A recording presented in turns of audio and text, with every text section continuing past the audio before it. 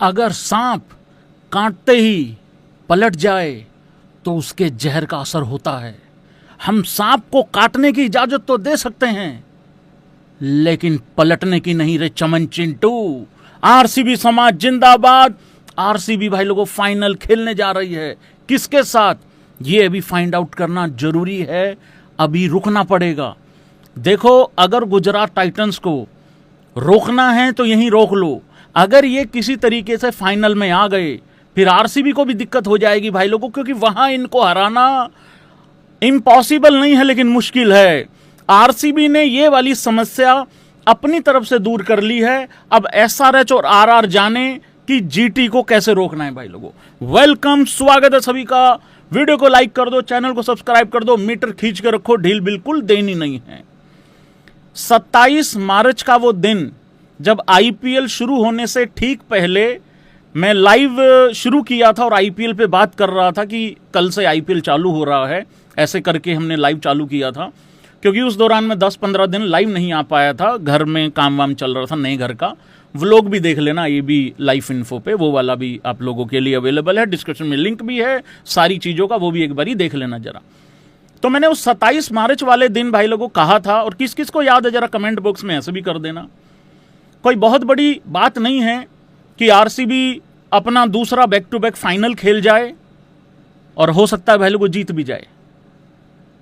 बिल्कुल तारीफ करेंगे लेकिन थोड़ी थोड़ी करेंगे ताकि नजर वजर ना लगे। फाइनल में चली गई आरसीबी, इसका क्या फायदा है? देखो, इसका सबसे बड़ा बेनिफिट ये है, आप मेंटली रिलैक्स हो जाते हो।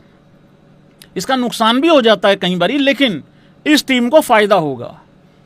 अब वो तलवार नहीं लटकेगी अगले मैच में, हाय हार गए तो बाहर हो जाएंगे। अब आरसीबी सीधा धर्मशाला से जाएगी अहमदाबाद, आराम से चिल करेगी, बढ़िया सुथरा खाना खाएंगे, मन खुश हो जाएगा, कोई दिक्कत वाली बात नहीं है।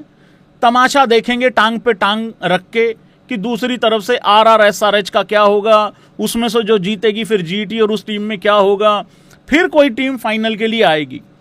तो जो दूसरी तरफ से लोग आ रहे हैं वो बड़ी टेंशन लेके आ रहे होंगे भाई, लेकिन इधर से एक टीम, और यही और एक और चीज भाई लोगों, गुजरात टाइटंस के लिए मैं एक बात यहां शुरू में ही बोल दूं, क्योंकि आज तुम लोगों के लिए कुछ ज्यादा बोलने को है नहीं मेरे पास। फील्डिंग के कारण, मिलो इधर मिलो, मेरे से मिलो। फील्डिंग, खराब फील्डिंग के कारण एक टीम 1-2 आ सकती थी, 4 में भी नहीं आई। मैं बात कर रहा हूं पंजाब की। अरे तुमने क्या किया रे आज? रजत पाटीदार का भाई लोगों 14 रनों पे कैच छोड़ा, रजत पाटीदार का 20 रन पे कैच छोड़ा। उसके बाद ग्राउंड फील्डिंग, जहां 1 रन होना चाहिए वहां 4-4 रन जा रहे हैं। बहुत खराब फील्डिंग, और इतना महंगा पड़ गया वो रजत पाटीदार का कैच। और उसके बाद आज थोड़ी प्लानिंग में भी चेंजेस दिखी। 3 ओवर सिराज डालता था पावर प्ले में, 3 ओवर डालता था रबाडा ने डाले 3, लेकिन सिराज ने नहीं डाले। सिराज 2 ओवरों में 25 रन दिया। इससे पहले भी रबाडा या सिराज में से कोई ना कोई एक की कुटाई होती थी, लेकिन 3-3 ओवर दोनों डालते थे। तो यहां पे थोड़ा सा प्लानिंग में चेंजेस हो गया था आज। उसके बाद सिराज शायद अपना स्पेल भी पूरा नहीं कर पाए, वो तो बाद में देखेंगे। जीटी के लिए मैं कुछ इतना बोलना चाह रहा था, बेसिकली कोई दिक्कत नहीं है, टेंशन वेंशन नहीं लेनी। देखो सुनो, यही बेनिफिट होता है पहला और दूसरा फिनिश करने का। एक भाई ने कल भी मैसेज करके पूछा था, भैया ये प्लेऑफ का सिस्टम गलत नहीं है क्या? मैंने कहा कैसे? भैया वर्ल्ड कप की तरह होना चाहिए, सीधा सेमीफाइनल और फिर फाइनल। मेरा तो ये मानना है भाई, वर्ल्ड कप में भी ये 1-2 वाला अप्लाई करवाओ अगर हो सकता है तो। भाई एक बात बताओ आप, हाँ या ना करना, एक टीम थ्रू आउट एक टूर्नामेंट में अच्छा खेलती है, चाहे वो वर्ल्ड कप हो चाहे वो आईपीएल हो, एक टीम अच्छा खेलती है, सबको हराते हुए आती है। प्लीज यहां पे 2023 याद मत करना, मैं याद नहीं करा रहा हूं, मैं एग्जांपल दे रहा हूं। एक टीम थ्रू आउट अच्छा खेलती हुई आती है, वो 1-2 रहती है या 1 पे रहती है, भाई उसको कोई तो बेनिफिट मिलना चाहिए। तो आज जीटी को यही बेनिफिट मिला है कि इतना खराब करने के बावजूद, इतना घटिया खेलने के बावजूद वो बाहर नहीं जा रहे हैं, घर पे नहीं जा रहे हैं। तो ये बेनिफिट मिलना चाहिए भाई किसी भी टीम को। तो जीटी वालों टेंशन नहीं लेनी है, आओ चंडीगढ़ आओ, कोई दिक्कत नहीं है। उस्ताद होनी यहीं पे हैं, खाना वाना लगवाते हैं, कोई दिक्कत नहीं है। उसके बाद एसआरएच को या फिर आरआर में से किसी एक को हराओ, और उसके बाद फिर अहमदाबाद जाओ। यार 2016 रिपीट होने के भी बहुत ज्यादा चांसेज हैं। राजस्थान को हल्के में नहीं लेना, लेकिन यहां कुछ भी हो रहा है भाई। देखते हैं आगे क्या होता क्या नहीं। रजत पाटीदार, या फिर ये चैप्टर रजत पाटीदार का है, मतलब मैं जो बात कर रहा हूं अभी अगले 2-3 मिनट, या फिर ये उन 15वें, 16वें, 17वें, 18वें, 19वें, 20वें ओवर की कहानी है। भाई लोगों, होता क्या है, आरसीबी ये मैच जीती कहां। पहली बात तो इतना ऊपर पहाड़ों पे ले जाके भाई पहाड़ जैसा स्कोर खड़ा कर दिया, और रजत पाटीदार को लोग कहते हैं स्पिन का बहुत अच्छा प्लेयर है। भाई स्पिन का नहीं है, वो फास्ट बॉलर को भी बड़ी क्रूरता से मारता है, बहुत गंदे तरीके से मार रहा है। 14 ओवरों तक सब कुछ ठीक ठाक चल रहा था। 10 बॉल में 14 रन थे रजत पाटीदार के, 13 बॉल में 21 रन थे। और तालियां बज जानी चाहिए और रजत पाटीदार का स्पैम हो जाना चाहिए, और बताने की जरूरत नहीं है कि किंग कौन है इस टीम का। किंग और प्रिंस की लड़ाई में आज प्रिंस ने हक दिया है, और किंग के 43 किस वैल्यू, क्यों वैल्यू रखते हैं वो आगे बताऊंगा। पर रजत पाटीदार ने भाई राजाओं वाला काम किया है इस टीम के लिए। एक ऐसी टीम जो आईपीएल का फाइनल नहीं जीत रही थी, अपनी कप्तानी में एक रिप्लेसमेंट आया था, कभी एक रिप्लेसमेंट आया था, और उसके बाद क्या रिप्लेस कर दिया है उसने। एक फाइनल जिता दिया, दूसरा फाइनल में एंट्री ले चुका है, दूसरी ट्रॉफी सिर पे खड़ी है। आखिरी की 20 बॉल में 72 रन मारे भाई रजत पाटीदार ने। 72, 72, 93 रन की इतनी बेहतरीन पारी खेली है, कमाल, लाजवाब कर दिया भाई। 33 बॉल में 5 चौके, 9 छक्के, 281 का स्ट्राइक रेट। Over number 15। अब ये मैच पलटा कैसे है ये देखो जरा। और रजत पाटीदार की कप्तानी तो चलो अलग है, लेकिन कप्तानी भी और साथ में एज बैट्समैन भी, इंजरी भी हुई, बाहर भी हुआ, सारा कुछ हुआ, लेकिन रजत पाटीदार भाई कमाल कर गया। एक और चीज यहां पे मैं बता दूं, देखो श्रेयस अय्यर की कुछ पारियां अच्छी आती हैं, सूत्रों के हवाले से मुत्तर हो जाते हैं इंस्टाग्राम पे, ट्विटर पे, कप्तान अगला बनेगा। 2 पारियां गिल की अच्छी आती हैं, सब लोग यही बात करते हैं, और शुभमन गिल तो कैप्टन है भी है, पर T20 में उसको वापसी करनी है। और गिल की एक सबसे बड़ी गलती आगे बताऊंगा। पर यार रजत पाटीदार के बारे में कोई बात नहीं करता यार। भाई यार मेरे रजत की तो कोई टीम इंडिया में वैसे भी बात नहीं कर रहा, कप्तान तो बहुत दूर की बात है। ठीक है भाई, नहीं बनाना मत बनाओ, लेकिन बाकियों की तरह अप्रिशिएट भी कर दो, फिर उसमें क्या दिक्कत है। बहुत बहुत मुबारक रजत पाटीदार के फैंस, विराट कोहली के फैंस और आरसीबी के फैंस को सबसे ज्यादा मुबारक है। भाई लोगों, ये आरसीबी मैच कहां जीती है, कोई बता सकता है? एक तो पहली पारी में ही प्लेऑफ में इतना बड़ा स्कोर खड़ा करके पहली पारी में ही रिजल्ट दे देना ये बहुत कम होता है। ठीक है, लीग में तो होता है, लीग मैचेस में तो होता है ऐसा, लेकिन प्लेऑफ में इतना बड़ा टोटल आज तक बना नहीं है। स्टैट्स वाली कहानी बाद में लेके आऊंगा। 14 ओवरों तक सब कुछ ठीक चल रहा था भाई लोगों, सब कुछ ठीक। मेरे इधर एक फोटो देख रहे हैं आप, एक फोटो देख रहे हैं, सब कुछ अच्छा जा रहा था, ओके रिपोर्ट थी। 140 रन थे, 140 रन थे 3 विकेटों के नुकसान पे। ओवर नंबर 15, कौन कौन मानता है ओवर नंबर 15 ने इस पूरे के पूरे मैच को पलट के रख दिया। 2 विकेटें जल्दी गिर गई थी, मतलब बैक टू बैक गिरी विकेटें, विराट की और देवदत्त पडिक्कल की। उसका नुकसान क्या हुआ? नुकसान ये हुआ कि 2 नए बैट्समैन क्रीज पे थे, और यही वो मोमेंट था जहां जीटी चूक गया।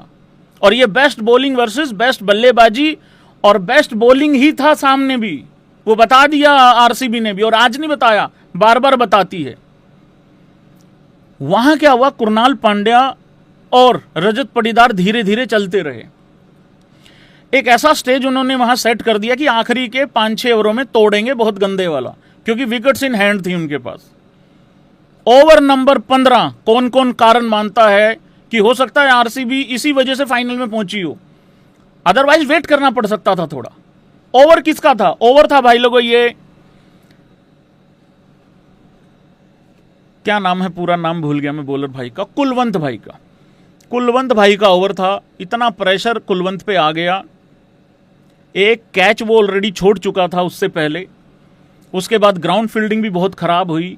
ओवर नंबर 15 कुलवंत ने गुजरात टाइटन का भाई लोगों अंत कर दिया इस मैच में। 28 रन आते हैं उस ओवर में, 28। आखिरी 6 ओवरों में 114 रन आते हैं भाई। कमाल, हद ही कर दी भाई यार, हद ही कर दी, मतलब नेक्स्ट लेवल कुटाई हुई है। 15वें ओवर में 28, 16वें में 21, 17वें ओवर में 15, 18वें में सिर्फ 10, 19वें में फिर 21, 20वें में फिर 19 रन। इतनी बेहतरीन तरीके से यहाँ कुटाई हुई है। और कुरनाल की वो पार्टनरशिप बड़ी इंपॉर्टेंट थी, क्योंकि नहीं तो वहां गड़बड़ भी हो सकता था भाई उस तरीके से, मतलब। तो ये है कहानी इस मैच की। कुलवंत का ओवर बहुत महंगा पड़ गया वो, और कैचेस ड्रॉप नहीं करनी चाहिए थी। और आप देख लेना, मैं यहीं पे बता दूं, आरआर और एसआरएच के मैच में भी यहीं सुन लो, कल जो मैच है एसआरएच और आरआर, एक बारी जरा वही ले आता हूं बैकग्राउंड पे, फिर मैं, क्योंकि अब मैं जिक्र कर चुका हूं, बात वही वाली निकलेगी। कौन जीत रहा है स्पैम कर देना। और आरआर आरसीबी को अब घंटा फर्क नहीं पड़ रहा है कौन आ रहा है। हां, अगर गुजरात दोबारा से आ गई तो फर्क पड़ता है, एसआरएच दोबारा आ गई तो 2016 याद आएगा, पर ये 2016 वाली आरसीबी नहीं है, ये याद रखना। और अगर आरआर आ गई तो रियानो मेरा जानू जिंदाबाद, क्या दिक्कत है। बहुत ही बढ़िया आईपीएल सेटअप हो गया है ये। पिछले कुछ टाइम से इतने कमाल के मैचेस हो रहे हैं। और मैं फिर यहां बता दूं, इस मैच में वही जीतेगा जो कैच कम छोड़ेगा। देखो, छोड़नी तो है ही है, परसों भी बोल के गया था कि जो कैच छोड़ेगा वो मरेगा। एक टीम प्लेऑफ में नहीं आई सिर्फ कैचेस छोड़ने की वजह से। तो भाई इस मैच में फेवरेट सबकी एसआरएच है, बहुत अच्छे से मालूम है ये बात। पैट कमिंस और रियान पराग कैप्टेंसी में जमीन आसमान का फर्क है। एक तरफ जोफ्रा आर्चर है, नवजात बालक है, सूर्यवंशी, यशस्वी जायसवाल है, रियानू मेरे जानू की ताकत है, सब कुछ है, रजवाड़ों का पावर है, सारी चीजें हैं। लेकिन उधर भाई एक ऐसा कैप्टन है जो कुछ भी कर सकता है, कहीं से मैच घूम सकता है। तो मेरे को लगता है कि बल्लेबाजी भी सेम ही है उनके, हालांकि टुल्ले ज्यादा हैवी, ज्यादा मात्रा में टुल्ले इधर एसआरएच की तरफ हैं, पर इनके बर्बाद होने के चांसेस भी उतने ही हैं। तो वो वाली कहानी है। बट जो कैच कम छोड़ेगा वही इस मैच को जीतेगा। मैं तो चाहूंगा भाई राजस्थान आए। मैं वो वाला नहीं हूं कि राजस्थान ने पंजाब को बाहर किया, ठोको ताली, ऐसा कुछ नहीं भाई। वो होते होंगे किसी और के मकसद, वो कोई ना कोई अपनी खुंदक, कोई ना कोई अपने अंदर ऐसी आग पैदा करके बैठा होगा कि राजस्थान की वजह से पंजाब बाहर हो गया। तो मैं as Punjabi fans in the house guys कहूं कि राजस्थान ही बाहर हो। अरे छोड़ यार, ऐसी बात थोड़ी, बकवास बात है ये। मैं फिर कह रहा हूं, राजस्थान के वजह से हम नहीं बाहर हुए भाई, हम अपनी करतूत के कारण बाहर हुए हैं यार। रही बात एसआरएच की, भाई वहां अभिषेक है, सिर्फ उसके लिए मैं चाहूंगा कि वो आ जाए टीम। बाकी ईशान किशन भी है उधर, तो वो बहुत हैवी बल्लेबाजी है, इसमें कोई डाउट नहीं। मुझे मालूम है फेवरेट एसआरएच है, बट अगर आरआर आ जाए तो बहुत अच्छा होगा। क्योंकि मैं एक बात यहां बता रहा हूं, एसआरएच इकलौती टीम है जो 3-4 पे आके फाइनल जीतने का दम रख सकती है। तो ये है कहानी। अगर एसआरएच के अलावा आरआर गई, आरसीबी बहुत कंफर्टेबल रहेगा। हालांकि आरआर कुछ भी कर सकता है जोफ्रा, पर वही है ना, अकेला बंदा कब तक जिताएगा टाइप। तो भाई देखते हैं कौन जीतेगा। आकाश चोपड़ा बन जूं, मे द बेस्ट टीम विन। अब आ जाते हैं भाई लोगों विराट कोहली के 43 रनों पे। पहले तो मुझे कंफर्म करो, क्या विराट कोहली ने पिछले आईपीएल के फाइनल में भी 43 रन बनाए थे? स्ट्राइक रेट थोड़ा खराब था, लेकिन 43 ही बनाए थे, हां या ना करो पहले तो। क्योंकि 43 रन ही चैंपियन ट्रॉफी में भी बनाए थे विराट कोहली ने 2013 में।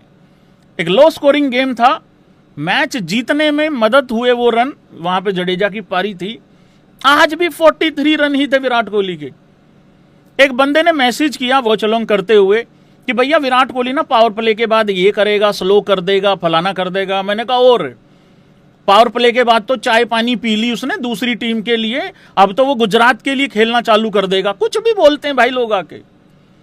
विराट कोहली का ना सबसे फील्डिंग करते हुए एक्साइटमेंट पता क्या होती है? बॉलर बॉल डालता है पूरी मेहनत से, पूरा दम लगा के, ठीक है, पूरा दम लगा के बॉल डालता है बॉलर, पूरी मेहनत करता है, फील्डर कैच पकड़ता है या बोल्ड हो जाता है, वटएवर जो भी है। उसके बाद विराट कोहली की सेलिब्रेशन देखने का सबसे बड़ा मजा आता है। और मुझे तो कई बार ऐसा लगता है विराट कोहली जानबूझ के दूसरी टीम को चिढ़ा रहा है। देखो आज 2 मौके ऐसे थे जहां पे नॉर्मल सेलिब्रेशन करी जा सकती थी, पर भाई तो भाई, एक तो 43 रन बना के गया हुआ, लोग सैड थे कि सेंचुरी मिस होगी। एक तो विराट कोहली 10 रन पार कर ले सेंचुरी मिस, दूसरे लोगों की सेंचुरी मिस तब होती जब 90 रन बनते हैं। इस भाई की 12 रन भी बनाता, भैया सेंचुरी बनाने का मौका था। अरे कैसा है भैया, देखना 8 रन तो चौको छक्कों से मारे थे। ओ यार भाई शांत हो जाओ यार। तो आज का भी 43 भाई लोगों मैच विनिंग में ही कन्वर्ट हुआ। और दूसरा, कुछ 90s सेंचुरी से ज्यादा बड़े होते हैं, ये रजत पाटीदार ने बता दिया। और विराट कोहली की सेलिब्रेशन, भाई साहब हद कर देता है आदमी। वो कैच पकड़ा उसने, राशिक ने अच्छा विकेट लिया, कैच पकड़ा। राशिक को नहीं पता था कि मेरे ऊपर ऐसे हमला होने वाला है। राशिक नॉर्मल तरीके से कैच पकड़ा, कैच पकड़ के राशिक ने यूं ही किया था, इतनी देर में विराट ने इधर झपट्टा मार दिया। राशिक को कुछ समझ नहीं आया, उसका तो कान बहरा हो रखा बेचारे का। अब वो गरम कोई सरसों का तेल तुल डालेगा जाके।